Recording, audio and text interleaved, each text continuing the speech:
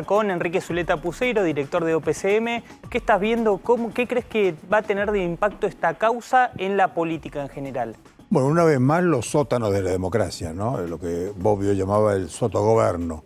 Debajo de los gobiernos, esta infraestructura, en el caso de Macri, fue evidentemente un factor fundamental. La AFI fue como una especie de, yo diría, task force de apoyo a funcionarios que la mayor parte de ellos carecían de experiencia, no tenían ninguna idea de lo que estaban hablando, necesitaban esa especie de... Ahora, eso es una vergüenza que no creo que pase por el delito, a no ser que inventen las figuras de los inventos argentinos, la asociación ilícita. Esa viene seguro, porque es un invento argentino, casi exclusivamente argentino. Bueno, había más de 3 ahí, ¿no? Bueno, no importa, ya le buscarán la vuelta a uno que salió al baño y volvió. Claro. Parece que eso es torpeza, eso es estupidez, y creo que es bastante preocupante que todo el tiempo estemos sacando esas cosas, porque son infinitas. Esos son los cuadernos, esos son una cantidad de episodios similares. Vamos a tener infinitas series de estas cosas. Siempre había alguien filmando, siempre había alguien registrando, siempre había un chofer que era... Pero no solo en el gobierno de Macri, me parece que es un tema que se fue pronunciando, complicando. Después, en la segunda parte del gobierno de Kirchner, de Cristina, me parece que eso está vinculado a una guerra de los servicios que no ha terminado y tal vez sea una de las lacras, una de las cuestiones no resueltas que tiene la democracia y que le impide encarar un camino de convergencia o de diálogo, porque está constantemente saliendo a la superficie y creo que hay gente que está interesada en la política de que persista esta situación de confrontación. Que es irrecuperable, porque eso es una vergüenza, eso no tiene defensa posible, eso es una chapuza, una imbecilidad. Además de eso, revela una noción de la política como operación de destrucción del adversario. Enrique, pero esto es lo preocupante. ¿Esto puede generar alguna ruptura o alguna interna más fuerte en Juntos por el Cambio? Por supuesto, todos estos casos han dejado destrozado el movimiento empresario, caso Cuadernos, y destrozado sobre todo sectores importantes de la política, porque ahí en esa mesa, bueno, tal vez no todo el mundo los conoce, uno que está más metido en estos temas, los conoce a todos, ¿no? A todos. Sí. Conozco a los empresarios, es evidente que esa gente no tiene nada que ver y que se juntan en un momento determinado ante la posibilidad de afrontar el problema Pata Medina, que era un tema importante. Muy grave. Ahora, no tienen nada que los una, no hay un propósito, no hay una ideología, no hay una visión del mundo, no hay ni siquiera un programa político. Hay una especie de operación defensiva, agresiva, de convertir la política en una especie de proceso de destrucción del adversario. Porque la política lo que busca es empoderar a alguien a través de la democracia de la capacidad de determinar las políticas públicas. Eso es una elección. ¿Quién va a hacer la política pública? Ahora, agregarle toda esta cuestión de la destrucción de la gente, la descalificación del movimiento político, tratar de trazar una línea roja diciendo vamos a terminar o vamos a destruir al adversario. Esto es nuevo, se ha instalado en la Argentina y tal vez sea, insisto, la principal deuda pendiente que tenemos hoy a la hora de intentar salir. Y la política parece dispuesta también a pelearse no solamente en las urnas, sino en tribunales, o sea, de un lado y del otro. Porque eso te lleva a la judicialización, pero una judicialización que tiene unos jueces muy metidos en esto, porque los jueces son absolutamente cómplices.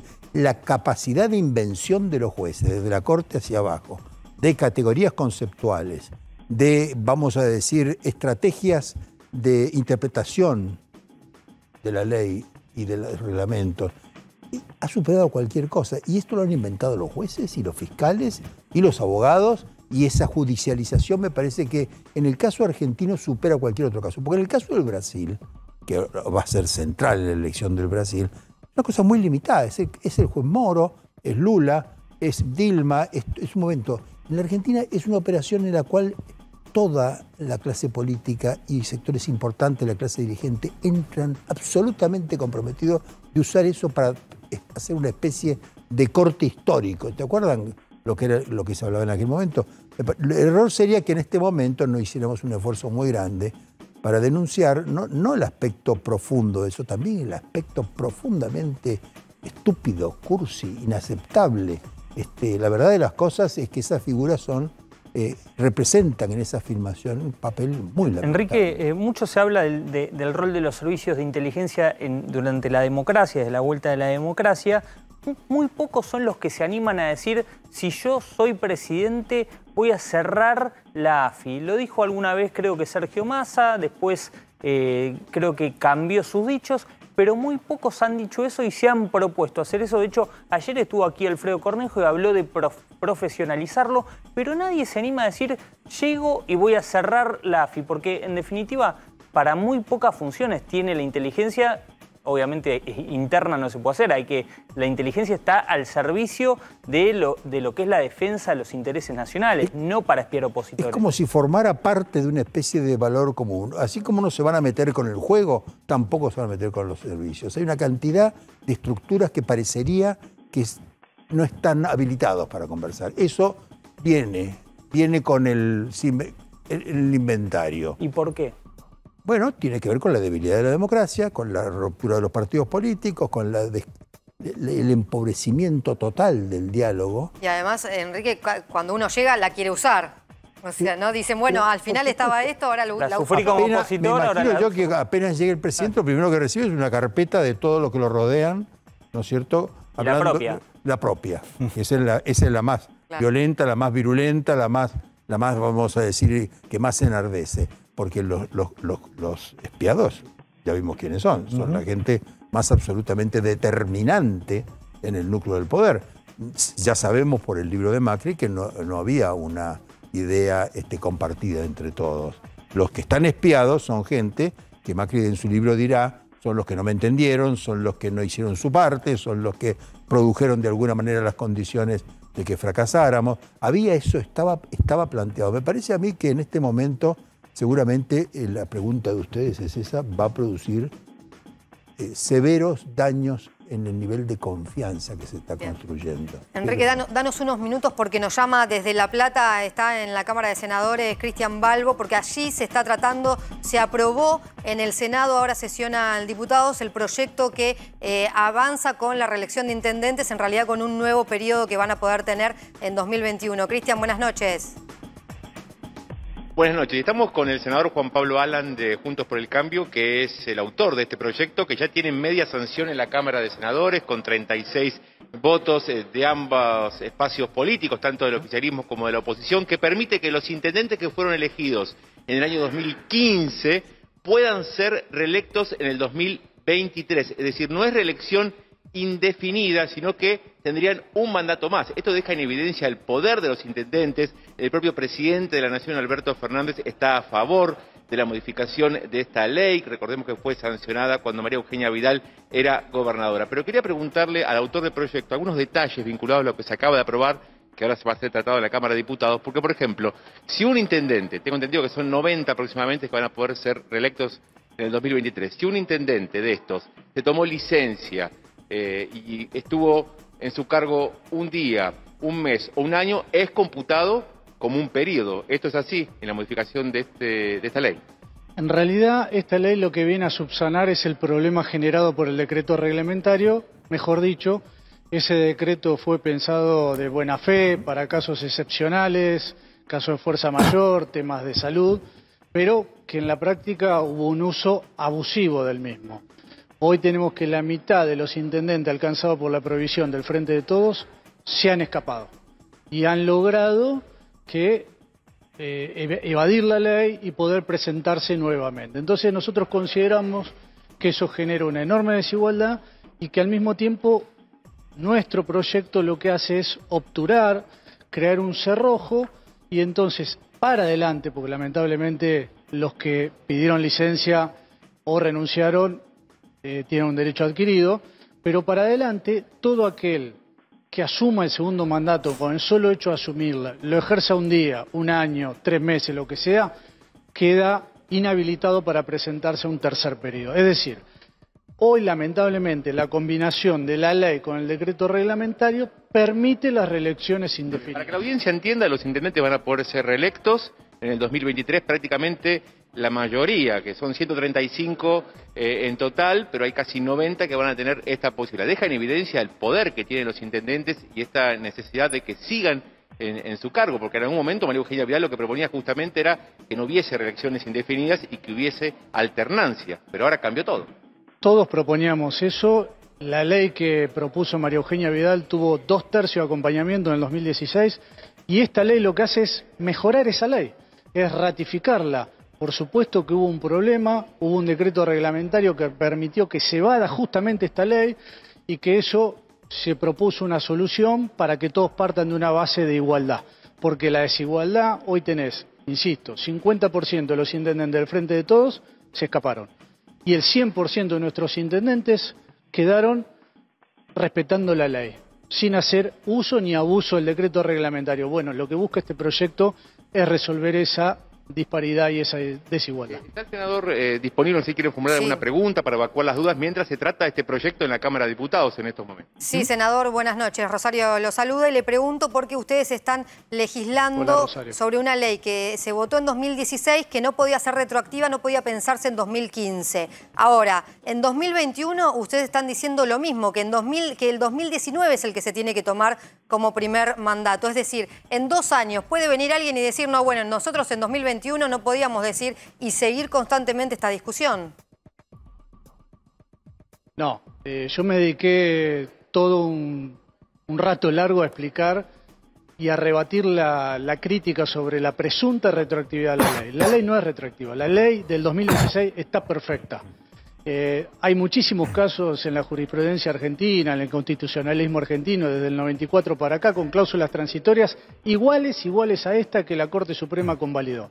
La legislación legisla para adelante, no hay ninguna retroactividad. Retroactividad es otra cosa y la ley esta no incurre en eso.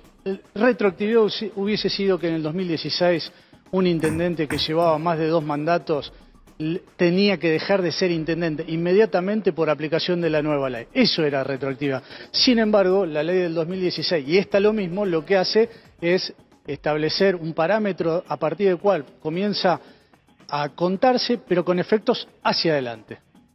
Sí, senador Juan Pablo Alan, le quiero consultar, soy Ignacio Ortelli, le quiero consultar porque usted fue uno de los protagonistas de esas imágenes, ese video que trascendió en el que se los ve reunidos a usted, al ministro de Trabajo del por entonces gobierno de Vidal, Marcelo Villegas, y a varios funcionarios con otros funcionarios de la AFI. Le quiero consultar, ¿qué hacía reunido con funcionarios de la AFI usted?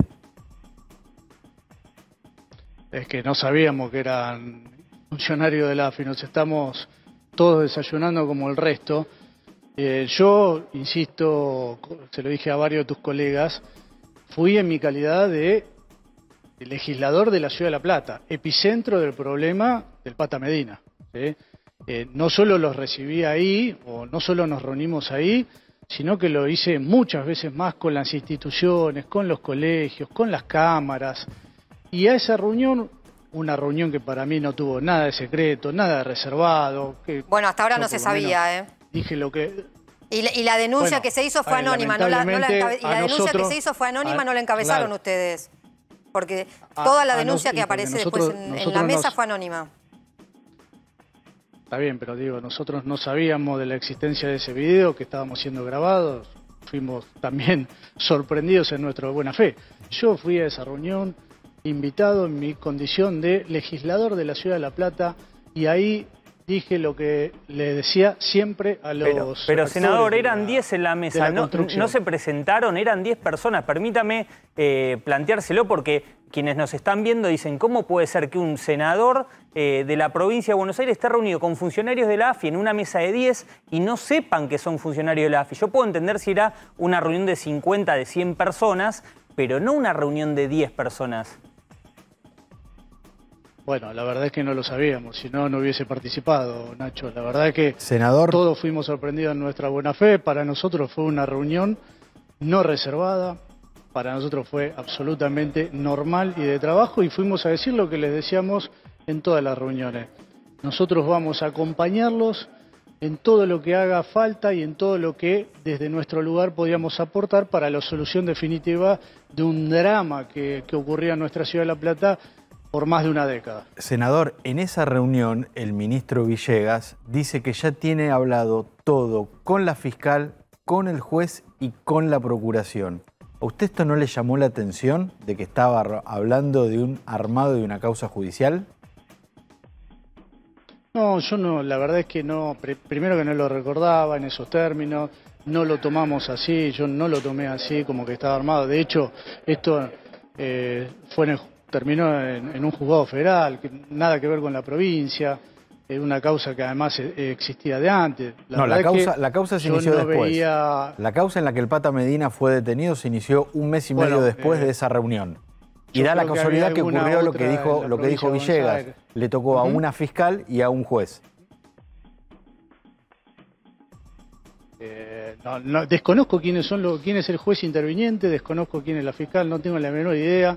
Insisto, nosotros fuimos, junto con el intendente Julio Berro, a una reunión más de tantas de este estilo y también fuimos sorprendidos en nuestra buena fe. Senador, y le pregunto justamente por eso, porque ha sucedido en causas anteriores que durante la gestión macrista incluso se investigó el espionaje a dirigentes propios. ¿Usted le preguntó a alguien qué hacía esta gente de la FIAI? ¿Por qué lo espiaron? Porque en definitiva lo espiaron a usted. Sí, evidentemente nosotros vamos a tomar alguna medida y alguna iniciativa judicial porque, como dije recién, fuimos sorprendidos en nuestra buena fe, fuimos espiados. Así que claramente nosotros también queremos saber qué ocurrió y quién dio esa orden. Senador, la entonces gobernadora Vidal, ¿estaba al tanto de esta reunión? No lo sé y estoy convencido de que no.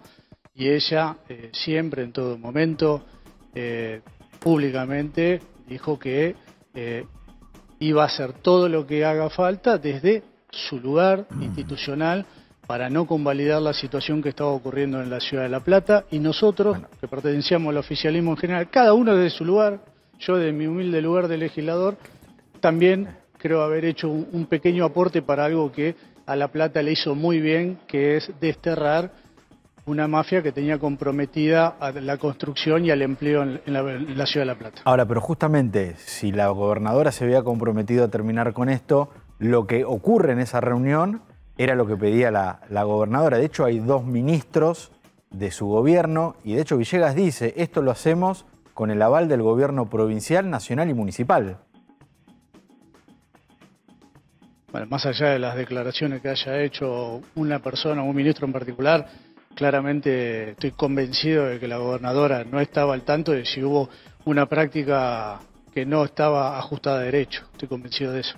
Senador, agradeciéndole su predisposición, le quiero hacer la última pregunta que tiene que ver con estas imágenes, no? este video. ¿Está preocupado de que trasciendan más imágenes en las que se vea rememorando algún tipo de declaración aún más fuerte? Porque este video parece no ser el único, parece que no es el único. ¿Le preocuparía en ese caso? En lo personal, absolutamente no. Estoy muy tranquilo, muy tranquilo. Todos los integrantes de las cámaras, colegios profesionales, empresarios en particular, todos pueden dar fe, pues han venido a mi despacho está abierto y siempre dije lo mismo. Siempre dije lo mismo, hice lo mismo, así que en lo personal estoy absolutamente tranquilo de lo que hice y satisfecho del resultado final. Bien, senador, le agradecemos su tiempo. Ahora entonces el proyecto de reelecciones indefinidas se va a tratar en la Cámara de Diputados. También está peleada ahí la discusión.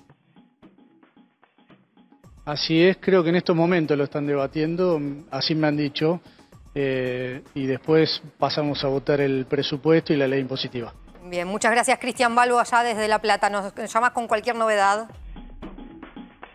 Perfecto, estamos atentos. Una sesión maratónica que promete seguir inclusive hasta después de la medianoche, colegas. Bueno, Zuleta, ¿qué le pareció estas definiciones de Juan Pablo Alan, teniendo en cuenta las dos? Primero la política que tiene que ver con las reelecciones y después también... La democracia a la defensiva, es decir, la ley de la prohibición de las reelecciones fue lo que los italianos llaman legge manifesto, legislación programática, una especie de gran declaración sobre la calidad de la política que se buscaba. Terminar con las reelecciones, los varones del conurbano. Era una ley desiderativa, me parece a mí. Todos tenían, me parece, el secreto propósito de adaptar esas leyes a lo que viniera.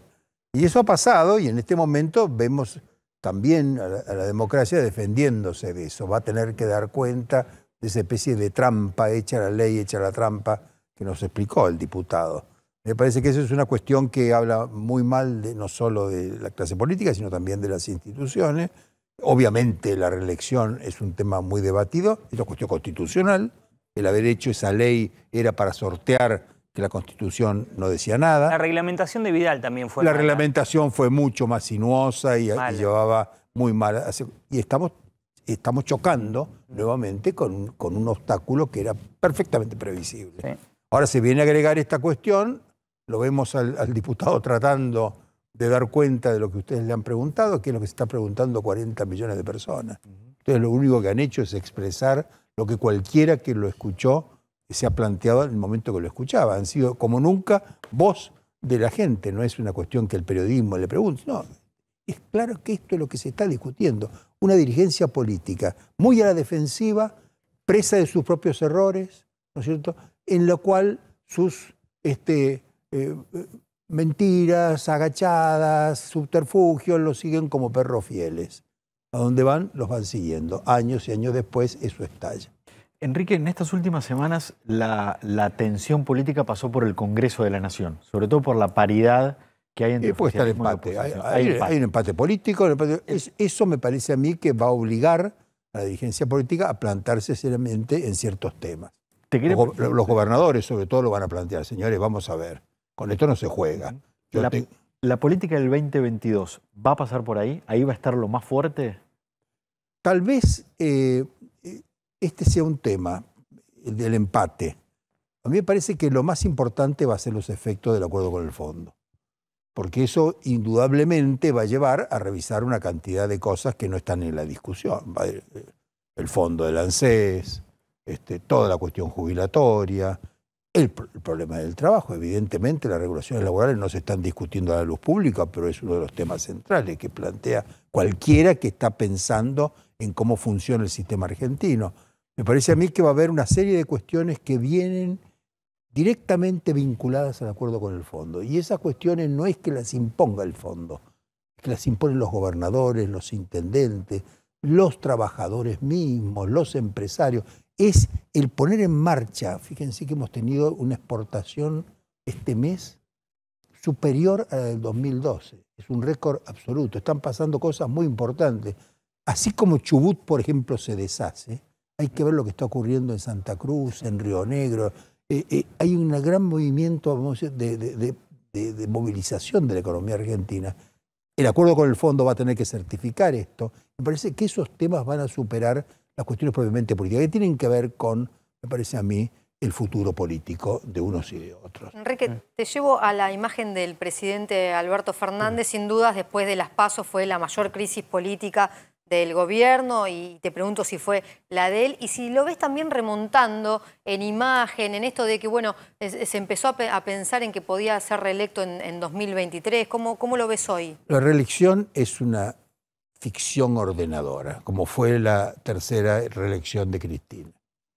Creo que está fuera de toda duda, es muy baja la apreciación, difícilmente pueda reconstruir el presidente, pero es una ficción ordenadora. La idea de que el presidente es lo que viene es lo único que justifica, vamos a decir, una puesta en marcha del Estado. Creo que hay proyectos interesantes que van a funcionar. El acuerdo que se firmó ayer es muy interesante. Seguramente acompañando la descentralización y hasta para algunos el traslado de la capital vendrán también es interesante. Serán ideas que tomarán mucha gente de otros sectores, no necesariamente del oficialismo. Me parece que eso le va a dar una sobrevida al presidente.